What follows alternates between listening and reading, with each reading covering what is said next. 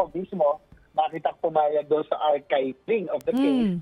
I think when the Supreme Court ruled that the Senate has no jurisdiction, archiving of the case became the logical consequence of adhering to the Supreme Court's decision. Kasi pa ito yung difference, no? By archiving does not mean the impeachment was dismissed totally. No? Ibig sabihin, hindi siya dismissed, in-archive lang siya. Malayo po doon sa talagang dinismiss mo siya. Dalawa yan, it's either in-archive or dinismiss. So, by archiving, it does not mean it was dismissed.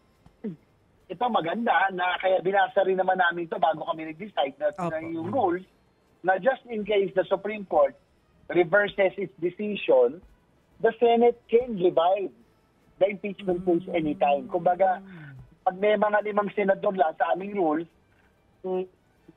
bumoto na i-revive muli yung impeachment case at ibalik sa plenaryo, pwede po. So, ibig sabihin, hindi po natin totally or outrightly dinismiss po yung kaso. Sir, sorry bigyang pansin ko lang po yung sinabi niyo. Tama po ba yung dinig ko? 5 senators yung kailangan lang na bumoto to revive?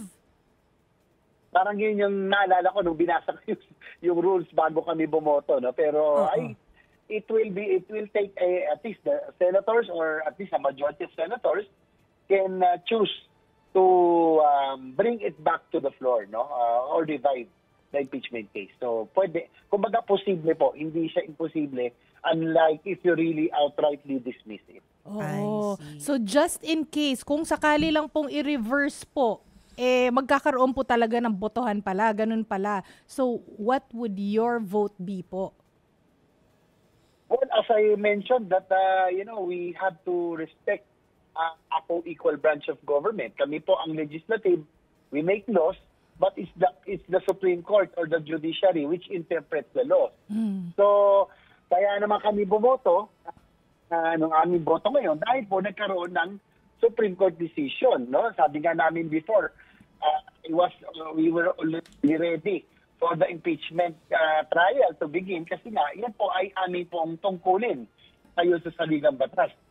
Kaya lang, na nagkaroon po ng Supreme Court decision, we have to abide by the Supreme Court decision. As I mentioned earlier, if we do not uphold the decision of the Supreme Court, we might have a constitutional crisis.